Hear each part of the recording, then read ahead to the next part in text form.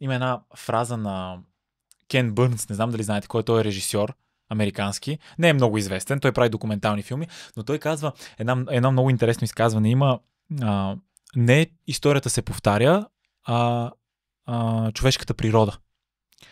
И ми е много интересно какво мислите, какво кара хората да не се учат от историята и да се въртат малко в един повторяем цикъл. Сложен и интересен въпрос е. Сега и историята се повтаря, само че се повтаря циклично, както всичко в света. Тя не може да бъде нещо съвършено различно от това как функционира цялата Вселена. Цялата Вселена е циклична. Това се знае не от вчера. Нещата се повтарят, но в спиралата има винаги някакво надграждане. И въпросът е историята, като се повтаря, как се надгражда. За да може да се надгради, трябва да знаеш какво е било. Като не го знаеш, рискуваш не само да повтаряш всичките стари грешки, ами да направиш нови още по-съществени от онези, които някога са ставали. И това е негативната страна на нещата. Затова историята трябва да се познава. Там е корена. Там стои основата на всичко това, което нататък се гради.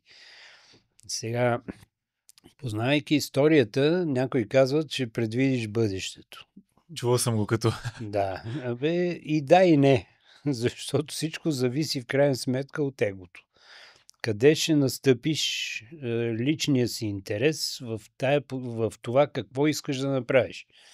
В днешните времена егото стана просто колосално. Такова нещо до сега в историята имало е в отделни личности. А мисля, че сега е много по-набъбнало от преди. Много. Изключително много. То диктува вече всичко. Вече няма почти други съображения, освен това аз искам така, аз искам онова. С тази много подвеждаща мисъл, че от тебе нещо зависи да промениш. Може да промениш нещата в определени граници, но има някаква рамка, която не можеш да промениш. И по-добре е да я познаваш и да се впишеш в нея, отколкото да вървиш сляпо с егото си, с рогите напред, както казва народа. А на кое смятате, че се дължи този скок? Защото казвате, че преди според вас има голяма разлика в скок. Дължи се според мене на този воинстващ материализъм, който ни обхваща от всякъде. Ние вече почти нищо не измерваме в духовен план, като че сме забравили, че сме триединни, нали, тяло, душа и дух, и се занимаваме само какво иска тялото, какво искам аз, какво искам да постигна, какво искам да получа, какво искам да си купя, утре какво ще си купя, други ден какво ще имам.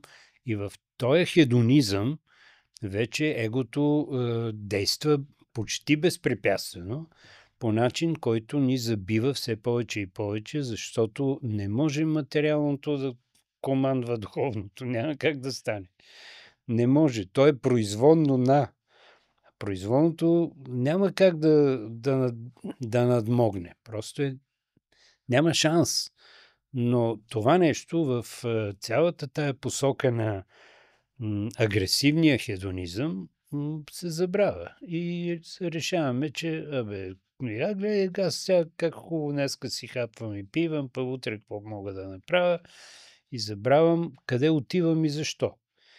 И тогава връщането обратно към духовността е сложен процес, не е невъзможен, но изисква личностно участие. Там не може някой друг да дойде да ти каже какво да направиш. Там отговорността е лична. Там трябва сам да го постигнеш. Да се сетиш какво е, да разбереш какво трябва да правиш, как да действаш, на къде да се движиш и така нататък. По-интересното за мен е това, че българина в многохилядната си история е знаел една проста истина, че този свят е математически добре подреден, че в него има полюси, но тези полюси са балансирани и ги балансира една друга сила, която е извън човека, но тя го балансира разумно. Тя го, и не само разумно, балансира го справедливо. Тая дума е присъствала изключително много от древността почти до наши дни, защото ние не можем да говорим за тържеството на справедливостта, за съжаление, но българин е знаел това и неговата изконна цел и смисъл в живота, който той е намирал, е това да се впише в всемирната хармония, да стане част от нея, а не да стане онзи, който ще я командва, ще я експлоатира, той ще я пренарежда или каквото и да било друго. Тоест, егото там не присъства в такава мощна степен, в каквато е днес. А кои са тези, споменахте полюси, които балансират? Кои полюси визират? Ами, българин знае тази проста истина още от времето на Хермес Трисмегис, че света е биполярен. Там има двата полюса, не непременно в смисъл на добро и зло, но са колкото са по-раздалечени полюсите, толкова по-голямо е напрежението между тях, което създава множественост. Така се създава света. Това е принципа на инволюцията.